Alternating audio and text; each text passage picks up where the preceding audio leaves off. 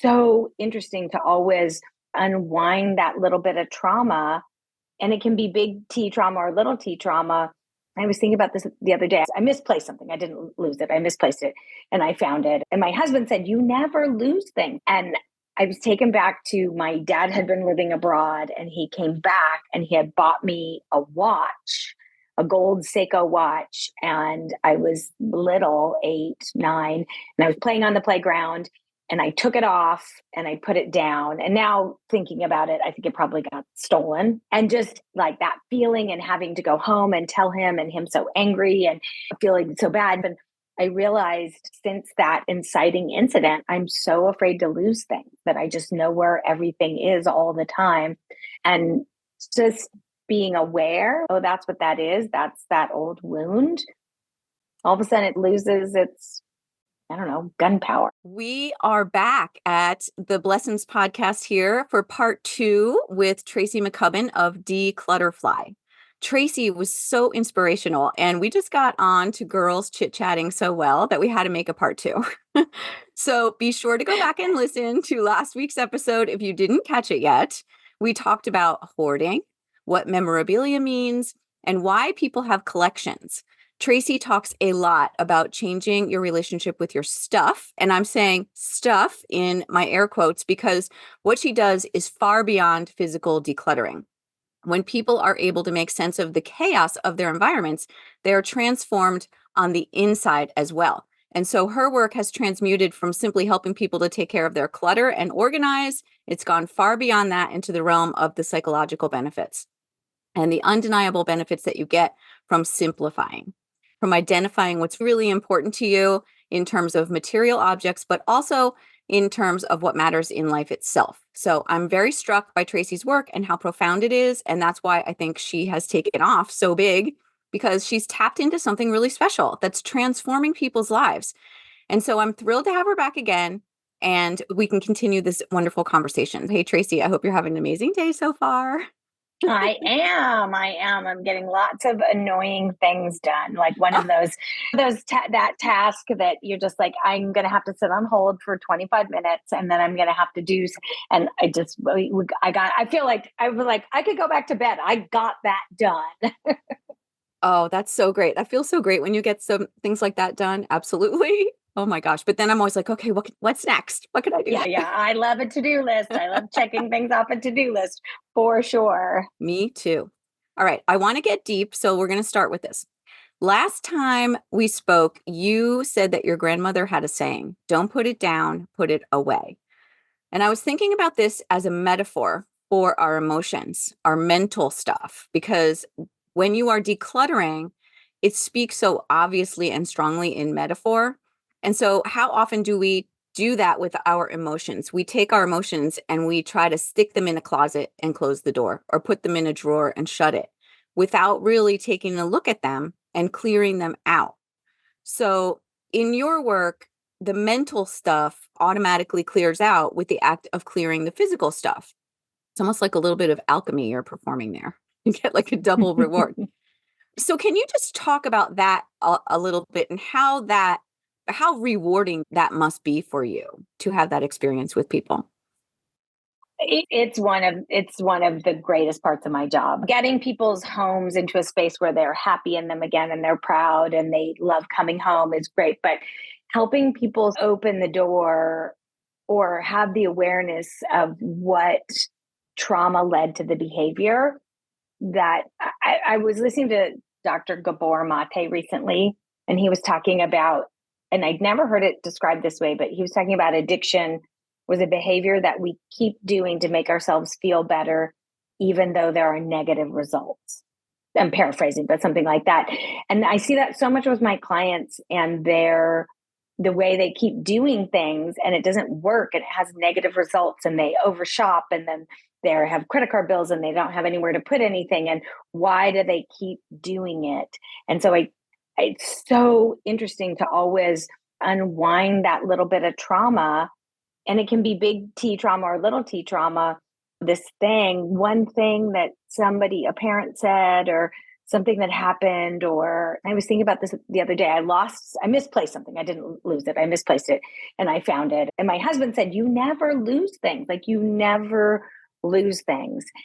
And I was taken back to my dad had been living abroad and he came back and he had bought me a watch, a gold Seiko watch. And I was little, 8, 9, and I was playing on the playground and I took it off and I put it down. And now thinking about it, I think it probably got stolen by somebody. And just ever like that feeling and having to go home and tell him and him so angry and feeling so bad and he'd been gone and all this stuff. And I realized since that inciting incident, I'm so afraid to lose things that I just know where everything is all the time.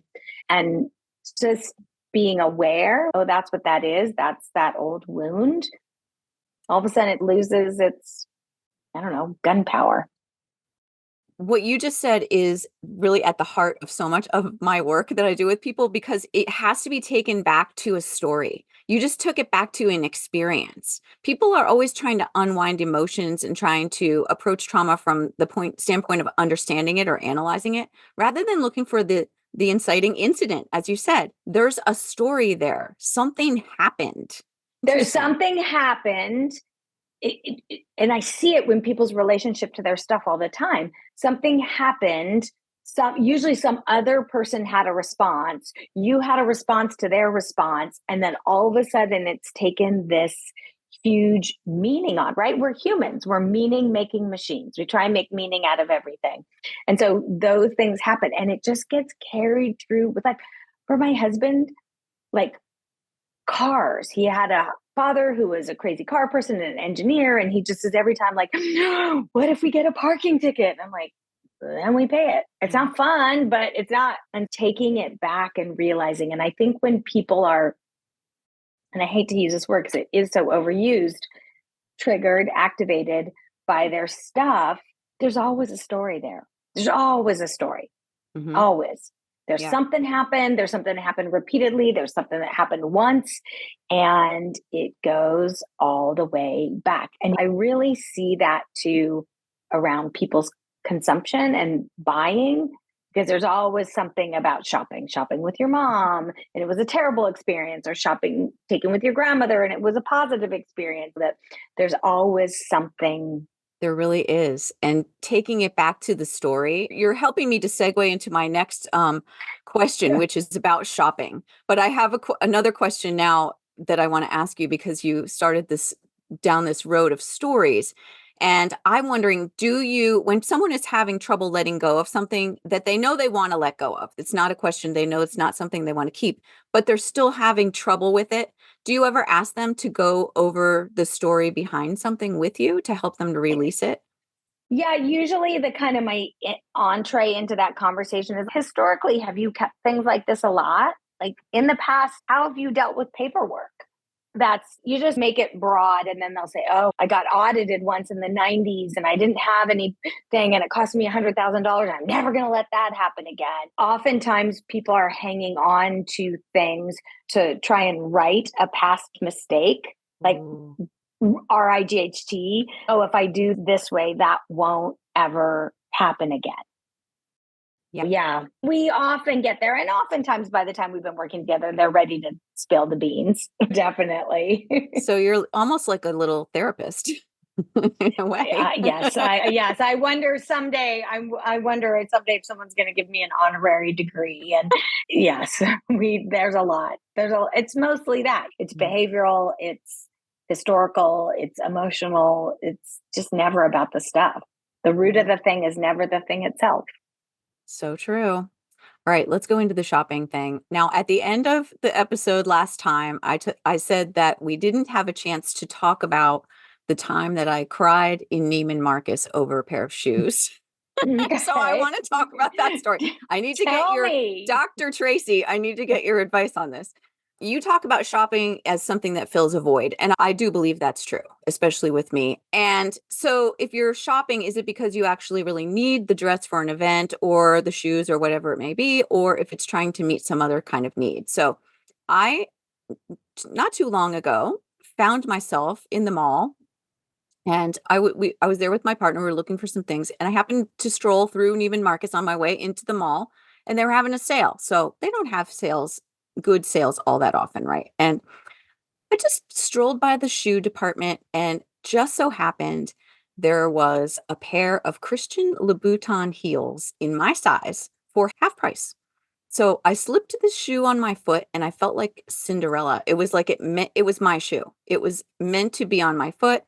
I'm standing next to it, the rack, and I'm looking at my partner, and he's shaking his head, no.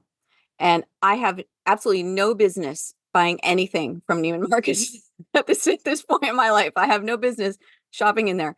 But yet these shoes just, there was some emotional flood that came over me with that shoe on my foot, and I actually started to cry. And it was probably because I knew that I couldn't really get it, that I shouldn't really get it, that I didn't really need it. But yet it was so beautiful and I wanted it to be in my closet. What do you think about that? What would be your advice to me if you were working with me on this shopping I addiction? think, yeah, I think there's a lot to unpack. I think probably we would talk, or you would talk to your actual real therapist who has a degree, that what's going on in your, that tends to show up around, I've been working really hard and I deserve a reward. I deserve this pretty thing in my life. And then it unwraps with, I don't deserve anything. That tends to fall into that. And also, there's frustration with where we're at in our life. I've worked so hard and I can't just afford these shoes. There's so much that comes with that. There's so much out in the world that you should buy Louboutins. By the way, I will just say this. I just heard this recently. I didn't even know this. I heard an interview with him, with Christian Louboutin, where he said his shoes were not designed to be walked in, that they were Oh, designed to be sitting in a car or sitting at a table. And I was like, there you go. So, I'm glad I didn't get them. yeah, so I think it's really comes down to this sort of thinking of, I deserve this, and not, and we do, of course, we deserve everything and all sorts of nice things. And, but sometimes it just lines up in a way that hits you like at the gut. Like Yeah. I'm with you. It's funny. I have my eye on this. We're taking a trip, and when it's going to be fun, but there's going to be some other people involved in a very nice place. And I have my eye on this outfit that I have no business buying, no business, none, no business buying it. And I'm like, if I just buy that outfit, the trip will go perfectly and I'll fit right in. And it's just stop. I know, I know. Yeah, it's always a balance, and there'll be a time when I will need something and I will choose to get something of high quality that is really beautiful because I actually need it and it's going to it's going to fit into my life in the right way. And I don't know if we talked about this last time. I just got married about a year ago, and we had, oh, thank you. Thank congratulations. you. We're coming up on our year anniversary really soon. It's so great. But we had a weekend of events, and a friend of mine gifted me a person to help me and to help me shop for all that stuff. And everything I bought for that weekend, other than my actual wedding dress, everything I have worn multiple times. And we went into that, and I kept saying to her, yes, I want it to be perfect and beautiful and lovely, but I do not buy me anything I'm only wearing once other than my dress. But when it's been fun and I wear it and I think about that weekend and I love it. And so I do believe in buying quality, and I do believe in buying things you feel beautiful in. And sometimes that's a hard pill to swallow, like just right now. And the thing is, beautiful shoes will come along. They will There'll always be be more, there. They They will beautiful always be shoes. there. Yes. There's no shortage of beautiful shoes or beautiful things. No, And that's the truth. no. You can't think of it as in a scarcity mindset. You have to think of it in abundance mindset. These things will always be there. And when the time is right and it fits, it'll be right for you. And you deserve it, Yeah. no matter Yeah, when. of course. Of course. But And yes, yeah, but it just has, and I'm sure in that moment, you just go back to thinking of historically times that you couldn't afford things or shouldn't afford things or didn't get the things that you want. Like it's just so activating. it is. It is. And it's the truth is if I wanted to really get them, I could have gotten them, but it wasn't right. It wasn't At right. what cost? I would have But then sacrificed that's something else for a pair of shoes that I would have worn maybe not even, I probably wouldn't even warn them. Actually, it's a dead of winter here. Yeah. Yeah. So I And won't I even think warn that's them. the thing, that in understanding that, yes, you could have made that choice, but what would it have, at Right. what cost? And that's the conversation I have with people about their stuff all the time. Yeah, At what cost? Your mental exactly. health, your peace, your relationship with a partner, your relationship with your kids. When I work with people, teenagers or kids, and people bring me in to work with them, and I love it. And one of the biggest conversations I have to talk about why be organized is, aren't you tired of fighting with your parents? Aren't you over that? Don't you want to know where your stuff is and you don't have to go ask them and they don't have to yell at you? And it's, that is so motivating. And so it's Yeah. understanding that, oh, making this choice, doing this differently means that I don't have to have that bad experience. Yes. And we've all had the experience of cleaning out our closets and coming out with trash bags full of clothing to donate because we've accumulated so much. So I love the idea of really being intentional about what you buy and how you shop, especially for clothing. And I just saw some article about the excessive amounts of clothing piling up in landfills. And so it really is something to consider when you're shopping. Yeah, absolutely. And I have to say, there's this, I was this way when we were in college back in the olden days. We thought shopped at thrift stores. We like to Yeah. wear vintage. We Yep. thought, when I'm seeing it now again with the Gen Z and the millennials, and it's so great, right? That they're just hopefully opting out of everything has to be new and it has to be, we're starting to see really cool things. I think Michelle Obama started doing this, and Meghan Markle, and even Princess Kate. They started repeating outfits. And guess what? The world didn't blow up. Nobody noticed. Like, it's fine that we think that it has to be new. And that was a damn conversation with somebody else about this, that when there's an event, and I think I'm a little bit doing this about my upcoming trip, but I don't want to, and this goes back to what you said, I don't necessarily want to process the feelings of being insecure of going to this new place with these people I don't know. So I'm going to obsess, hyperfixate on finding the right outfit. Instead of sitting, like you said, instead of sitting with the feelings of, oh, I'm going to feel a little bit this or a little bit that. Mm-hmm, mm-hmm. Oh no, if I have this perfect outfit, I won't feel any of those feelings. Instead of going, oh, you're going to feel a little insecure. It's okay. Yeah. Being proactive about it.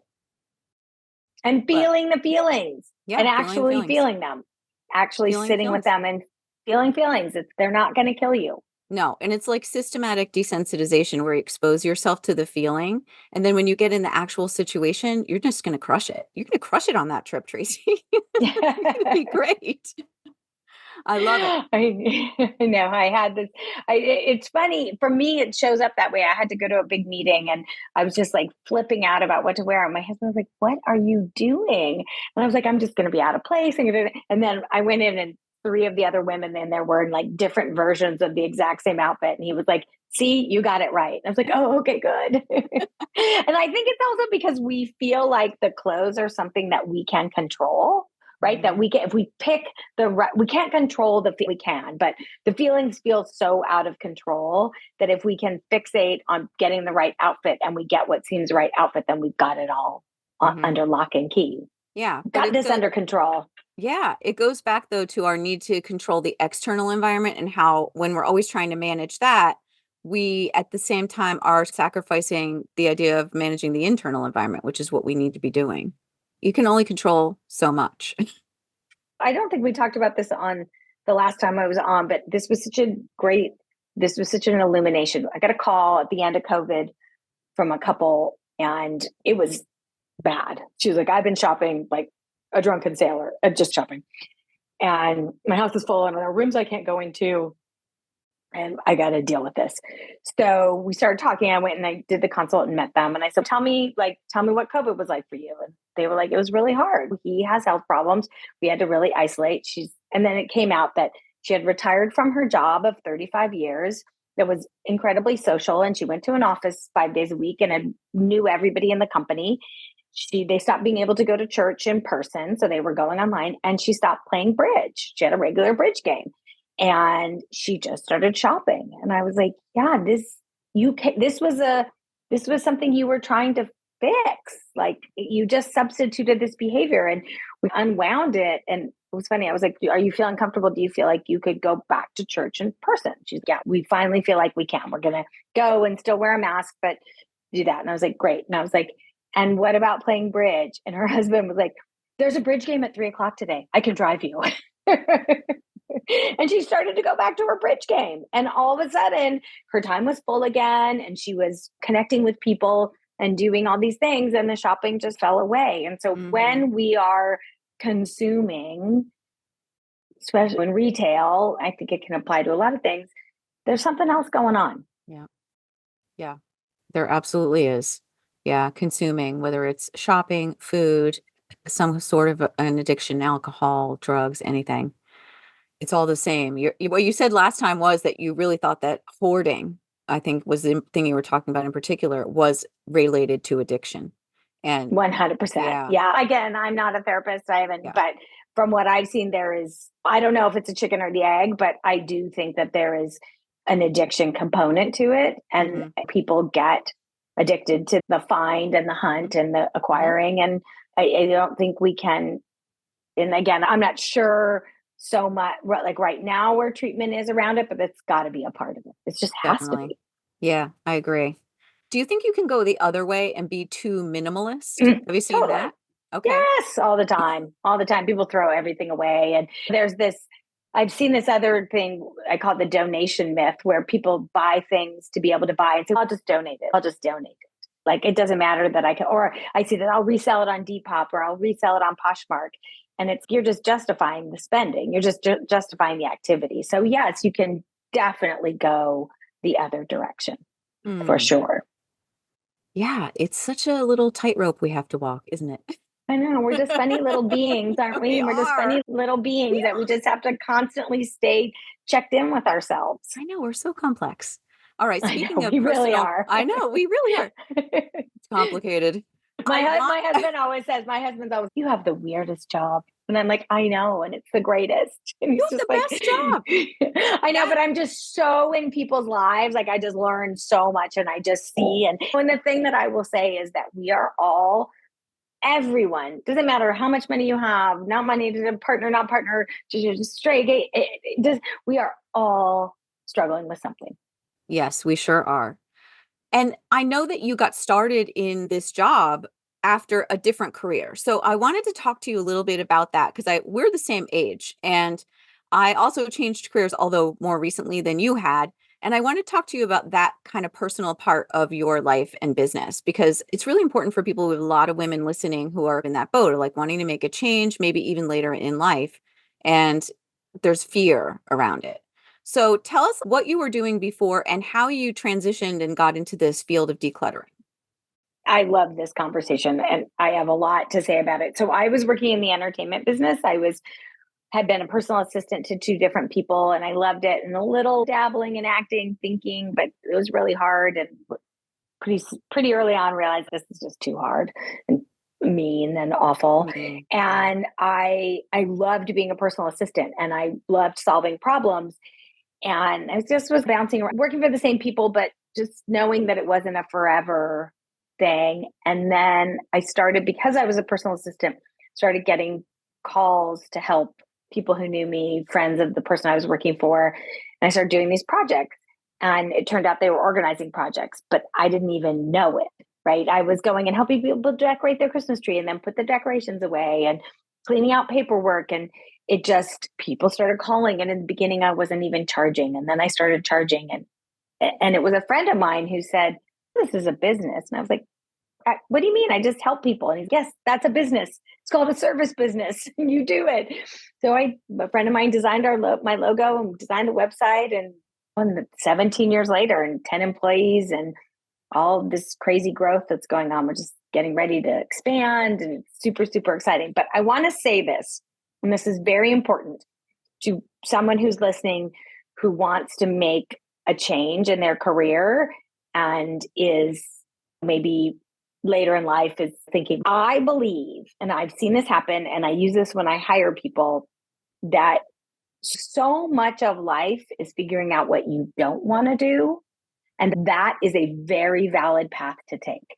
And that in figuring out what you don't want to do, you are gaining experience and you are gaining knowledge. I was a personal assistant. I ran a small business. I was a bookkeeper. I was a secretary at a law firm. I worked in a restaurant. Like all of these jobs, acting classes, all of these jobs led to where I am today. So if you are someone who's thinking of making a change, don't be everything that you've done is an experience. And that includes if you've been a mom and raising kids at home, because first of all, you're a CEO, you are running a whole team of people. And so I always, when people apply to me, I never look for someone who has organizing experience. I look for the people who I worked in an office. I did this. I took care of my aging mother. They're just other experiences. And so that you can, and I do think employers are more open to this now, that you can talk about your skills and it doesn't have to be a direct lineage. And I think that's really important for women who are thinking about it, making a change, because I think that they're so afraid. I've just done this forever. But let's say you've been a stay-at-home mom. Like, did you run the PTA? Did you run the t-shirt sales to raise money for your kids' schools? Were you a teen mom? Did you take care of an aging parent and have to manage their healthcare? Like all of that is valid experience. So don't think that just because you haven't done something, you're not ready for it. Unless probably being a surgeon, you probably need experience doing that. But there's some kind of training involved in that. Yeah, exactly. But really, if you are thinking of making a change a little bit later in life, really don't let it stop you, because I can tell you all those experiences have great value. Yes, they really do. I think that one of the biggest points of fear for people, especially later in life, wanting to make a change is jumping from maybe working for somebody else and then into working for yourself. Like no safety net, no umbrella of anyone else. How do you deal with that change? You have to have a little bit of blind faith, a lot of bit of blind faith. You have to, I think it's really about believing in what you are offering, believing in what you are offering and believing in the skills that you bring and what do you want to spend all day doing? That's the thing. That's the number one thing about entrepreneurship. What do you want to spend all day doing? What's the subject you want to talk about? What's the realizing that this is what you're going to be talking about and dealing with it? And do you love it? Do you love talk? I could talk about organizing, decluttering. I could talk about it, people's quirks, the amazing things that I've seen. I could talk about it all day. You have to be ready to talk about this all day. Yeah. Yeah. I love that so much. And you mentioned that you just got married. And so that's so beautiful. What is it like starting a marriage at your, this 58. stage of life? Yeah. 58. It's a beautiful number. It's a beautiful number. I have to say, a bit like all these jobs that I've done, I feel like all of my relationships led me to making this choice and really understanding when we getting married at this age, you're not doing it to have kids. You're not doing it because your families want it. You're really making a choice, which I'm beginning to learn that's what marriage is. Like I'm choosing to be with this person every day. And as you're looking at aging together, and it's great. It's great. I love it so much more than I ever thought I would. And it was a lot. It was a big change in my life. It was a big change, but it's been much easier than I thought. And just great. Just great. Just find the person that makes you laugh. Yeah. Is this your first marriage? Mm-hmm. Wow. I know. Really, congratulations. It's Oh, really beautiful. I waited. I really waited for the right guy. Good. I always tell him, I'm like, you're so lucky I picked you. It took me 58 years to decide. That is really beautiful. I think you just made my day with that. It's like beautiful. I love so much. I'm glad to hear that you're in that situation. All right. Let's get back to decluttering a little bit because I have another question for you. Whenever you tell someone that you like something or that you are a fan of something or collect something, people then tend to start buying you things in that genre. So if you like hedgehogs, suddenly everyone is buying you a hedgehog. How can you very politely express to others the kinds of gifts that you might enjoy rather than succumbing to those types of gifts that are just going to be wasting money and making people feel bad. You'll feel bad about it. I love this conversation because I am on a mission to normalize asking people what they want and telling people what they want. No one's a mind reader. No one's going to know. And when they do that, so I would like to back it up. Let's say you mentioned that you like hedgehogs and Aunt Carol every time gets you a hedgehog. The beautiful part of that is that Aunt Carol is thinking about you. Aunt Carol sees a hedgehog dish towel and it's, oh my God, Mitzi would love this. So it's the first step is acknowledging, like, Aunt Carol, it means so much to me that you think of me. Like, I can't believe that you're out in the world and I come into your brain. And that just warms my heart. I love that. I'm really trying to not add too much more stuff to my life. I've got everything that I can need. Can we maybe, instead of you buying me this, can we meet for a cup of coffee? Can we have lunch once a month? Because you're thinking about me and I'm thinking about you, and doing that. And then sometimes people are going to say, I really want to get you something. And I say, well, you know what? I really could use, that would be so helpful. I really could use, I don't know, an Amazon gift card because I'm trying to buy a new vacuum cleaner or something, and just that. And then there are some people who buy for them. The act of shopping is for themselves, and you're just not going to change their mind. And you say thank you and put in the donation pile. But I think acknowledging that they are thinking about you and what that means, and that's so lovely that this person's out in the world and they're thinking about you. And can we channel it into, can we spend time together? Can we go to a movie? I don't know if people go to movies anymore, but can we do something? Can we do something together? Yeah, I love that. That's a beautiful thing. All right. So when I work with people, I often ask them these 3 questions, and I want to see how you would deal with this in the organizational world. So I ask people, who have you been? Who are you now? And who would you like to be? And I ask them to consider that and make lists. So I feel like we need to have kind of representation from our material objects from all those stages of our identity. So what would you say is a good ratio? Should you have more things from who you've been, more things from who you are right now, or things from the person you really want to be? I think you should have the most amount of things for who you are right now. I think you need less from who you were, because sometimes if you have too much of who you were, it messages that your best days are behind you. Yeah. So I think that to be infused with it and things that bring you great memories, but you can tell when it gets too much, when you're like, that's who I used to be, and I used to fit into those clothes, and I used to do this thing, and right. So that, and then I'm also a little reluctant to have too much about who you want to be, because I think in terms of less behavior, but in terms of stuff, I just worry that if you have too much for who you want to be, you're not being in your present. And you may, being in your present, realize you don't actually want to be that person. Yeah. So that's there's a good definitely point. something, the great example is like clothes that are too small for you. I want to be that person that wears that size. And it's okay. You may never, I don't know about you, but gravity's changed a few things. That doesn't matter how much weight I lose. Like, that's just gravity. That's just, I've walked on this planet. So too much of that, is that really helping you reach a goal, or is it making you feel bad about yourself? Yes, exactly. That's Are you going to look at that too small pair of jeans and just feel bad every time you see them? Yep. Yeah. Exactly. I recently took a whole bunch of jeans out of not a whole bunch, a couple, 6 pairs or something, of like skinny jeans, skinny bottoms that nobody's wearing them right now. Really nice. I was like, you know what? I'm not ready to say goodbye. I have 2 nieces, so who knows if they'll come back in style, but can I just put them in a bin, and they're in my garage, and then they're out of my closet, and they're not making me feel bad because I can't really fit into them, but just got them out of my way. At least they're out of sight, right?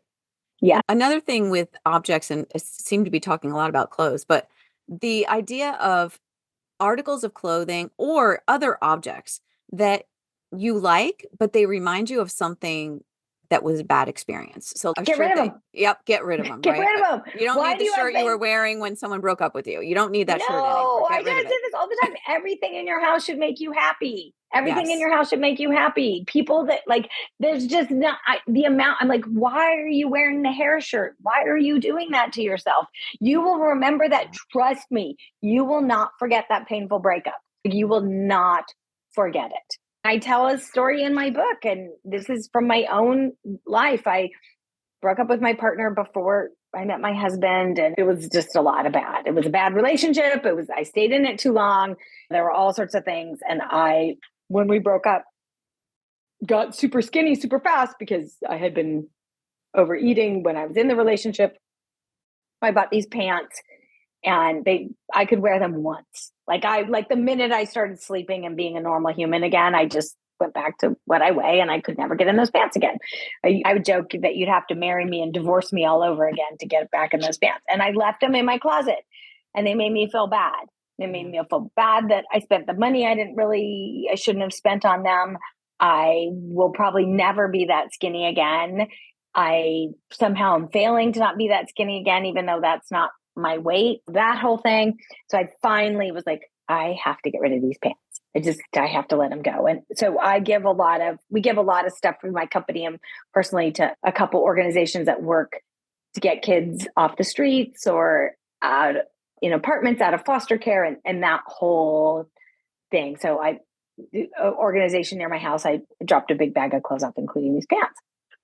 And a couple weeks later, I saw a young woman wearing these pants, and they were very specific, and nobody knocked them off. There's no world where this young woman could have afforded these pants. I knew they were my pants, and she was going to job at a coffee shop or a yogurt place or something. So I called my friend who ran the shelter, and I said, "This is so weird, but I think I saw this young woman in my pants, and she was going to work at the." She was, "Oh yeah, that's one of our clients, and she's so amazing. She's been with us, and we're helping her get her GED, and we've reunited her with her family that she hadn't seen. She was sex trafficked since the age of 10 years old." Mm. And you just have this moment where you're like, I'm holding on to these pants to beat myself up. And there's this person who's been through nothing I could ever imagine, that is working so hard to make their life their own. And this tiny little thing that I can give them a pair of pants so that they can go to work and make their money and gain independence. Like, it just got to the thing where I was like, I was holding onto those pants because I was being greedy instead of that. And when you realize that maybe letting go can help someone else, why would you hang on to it? Yeah. Do you believe that objects have energy around them? It's a tough one. I think that we imbue the energy. So I think it brings out something in us. I don't think it holds on to it, but I think that we see it and it does. I think we give it the meaning. So yeah, I had another woman was at a speaking event that I did, and she was talking about how she'd lost her mother, and it was very traumatic for her, and she was still very upset about it. And so her mother had been sick. So the night her mother died, she swept everything off her mom's nightstand, and then she just put it on her dresser. So every day she wakes up to everything that was on the nightstand the night that her mother passed. So every morning she was reliving the most painful night of her life. And when was so upset about it and I said, but what if you throw the old pens and the lipstick and the pill bottles? And what if you put your favorite picture of your mother up, you and your mother, and that's what you look at? What if every morning you see the thing that makes you happy about her and not the thing that makes you sad? So in that sense, yes, those things all had energy because she was at that experience. But on their own, I know people are going to argue with me, but well, we're not going to get woo. Look, we're humans. We're meaning-making machines, right? We want to make meaning out of everything. So whatever we have to do, and I think that's the power, right? I think that's the amazing thing, that we have the ability to make the meaning we want, which makes us all powerful. Absolutely. We do have the power, and that's a beautiful way of looking at it. So you were just mentioning that Declutterfly is expanding. Is there anything that you could tell us about what's next for you? Yes, we are getting ready to expand to a few markets outside of LA, which is very exciting. So if anybody's out there listening and thinking about a career change, we're going to have to widen our staff. They can email me at info at declutterfly.com. And this is probably going to be happening in the next 6 months. So we're making a list of people and places. And so if somebody's out there and going, I want to do this, please email us. Please, Would please, it please, would it be please. like a franchise situation or We're just working on the okay. details right now. Yeah, I can't talk about the Okay. legality of it just right this moment, but Ooh. you are getting the first. So, Oh my gosh, yeah, Tracy, that is yeah, amazing. That's yeah. So this is amazing. a great Okay. place. And it really is, this expansion is going to create opportunities for women returning to the workforce, women making a career change. It's really exciting. I'm really excited about Oh, I'm so happy for you. All right, so my last question for you here. it. What is the best thing about being a boss babe? You're really like you're the queen of an empire here. The best thing about it is also the hardest thing about it. The hardest thing about it is that you are accountable for everything, right? That you're accountable for your clients being happy, you're accountable for the service, you're accountable for your employees. But the best thing is you're accountable for all of it. I take so much pride in being able to support 10 people, to provide work to 10 people. And I take so much pride in helping clients make life changes. So the best thing about it is also the worst thing about it. That's amazing. Yeah. But it's a big hat that you wear, and it's a beautiful hat. So Some days it gets a rewarding. little floppy in the Oh, front, but some days it stands proud. I love it. Do you have any new lessons that you could share? Anything that you want to just off the top of your head say about your something you've I learned, do. maybe related? This is so funny. I said this to a girlfriend the other day. So the joke, my husband is pretty messy. He's lovely and he's clean. Our house is immaculate, but he's messy. He loses things all the time. And we downsized from where we were first living into a smaller place. And so we had to get rid of a bunch of stuff. And I said, without even thinking, to my friend who knows quite well, how's it going? Like living in the same house, and is it making you a little crazy? And I said, it's just so funny. I just realized it's so easy to keep them organized. We just have less stuff. I can't believe it. And I was like, oh, I've been preaching this for 17 years. And I had to live it to be reminded of it. So it really is, if you want to be more organized and less clutter, have less stuff. It's so simple, but so hard. I love that. Oh my gosh. Thank you so much, Tracy. I love talking to you. I wish I lived near you. We could totally be besties. I think go have some coffee. We can't. Who knows? Who knows? You never, the life is long. You never know. I have a feeling Life we're is going to long. be in the same place very soon. And I would love to IRL, as the kids say. Absolutely. Me too. All right. Well, you have an amazing day. And You too. Thank you yeah, so much for having me on. thank you.